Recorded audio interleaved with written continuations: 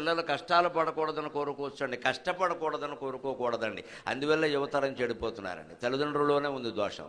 కానీ ఇదివరకు చదువు అలా ఉండేది కాదు. ఎందుకు ఉండేది కాదంటే విద్యార్థే కష్టపడేవాడు, వాడి కోసం ఇంకెవరు కష్టపడేవాళ్ళు కాదు. తల్లిదండ్రులు కూడా ఏదైనా చెప్పగానే విద్యార్థి చదువుకోవాలి, చదువు అంటే అలాగే ఉండాలి, లేకపోతే మానేయి అని చెప్పేవాళ్ళు. అందుకని వీడు చదువు కోసం సకల సౌకర్యాలు ఏసీ రూములు కల్పించిన తర్వాత చదువు రాదు. ఇంకా పిల్లలకి ఏసీ రూములు ఇవ్వకూడదు అసలు.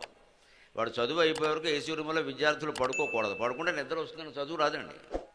అందుకని ఆ సౌకర్యాలు కల్పించడం అంటే వాడికి విద్య రాకుండా చేయడమే. ఖచ్చితంగా విద్యాభ్యాసం పూర్తయ్యే వరకు బ్రహ్మచర్యం పాటించాలి, వీలైతే నేల మీదే పడుకోవాలి. వాడు మాస్టర్ బెడ్రూమ్ వేరే, చిల్డ్రన్ బెడ్రూమ్ వేరే. చిల్డ్రన్ బెడ్రూమ్లో తలుపేస్తాడు, వాడు ఏం చేస్తున్నాడో మనకు తెలియదు. అక్కడ స్మార్ట్ ఫోన్ పట్టు కూర్చుంటాడు. ఖచ్చితంగా తల్లిదండ్రులకు తెలియాలి, వీలైతే నేల మీద పడుకోమని చెప్పాలి. పిల్లలు కష్టపడాలి, కష్టాలు పడకూడదు, అది వేరే విషయం. చెమట ధారపోయకుండా కష్టపడకుండా చదువు ఎలా వస్తుందండి? లాల్ బహదూర్ శాస్త్రి గారు ఆయనకి చదువు రావడం కోసం మాస్టర్ ఎక్కడో గంగానది అవతల ఉన్నాడు అంటే అక్కడికి గంగానదిని ఈదుకుంటూ వెళ్ళాడు. నిక్కరొక్కటి కట్టుకుని ఈదుకుంటూ వెళ్ళి పైన ఉండే పుస్తకాలు చొక్కాలో మూట కట్టి ఈ చేత్తో చొక్కాతో పుస్తకాలు పై చేత్తో పట్టుకుని కుడి చేత్తో ఈదుకుంటూ వెళ్ళిన మహానుభావుడు మన దేశానికి ప్రధానమంత్రిగా పనిచేశాడు. అది లాల్ బహదూర్ శాస్త్రి చరిత్ర. శాస్త్రి ఆయనకున్న బిరుదం. హిందీలో శాస్త్రి అనేది పీజీ డిగ్రీతో సమానమైన పట్ట ఆ రోజుల్లోనే ఆయన సాధించడం వల్ల శాస్త్రి అన్నారు.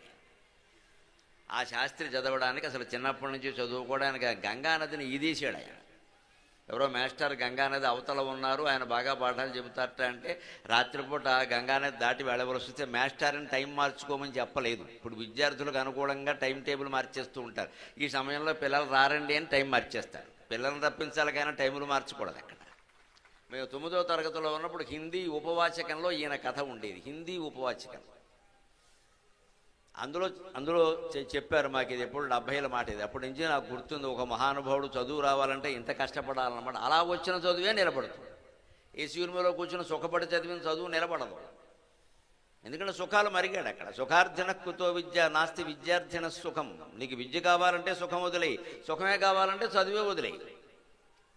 ఏదో ఒకటే వస్తుంది ఖచ్చితంగా. విద్యార్థి దశలో ఉన్నంతసేపు కష్టపడవలసింది. తర్వాత ఏదో ఉద్యోగం వచ్చాక వివాహం చేసుకున్నాక వారి భోగాలు ఏవో వారికి ఉంటాయి, ఎవరు కాదంటారు కనుక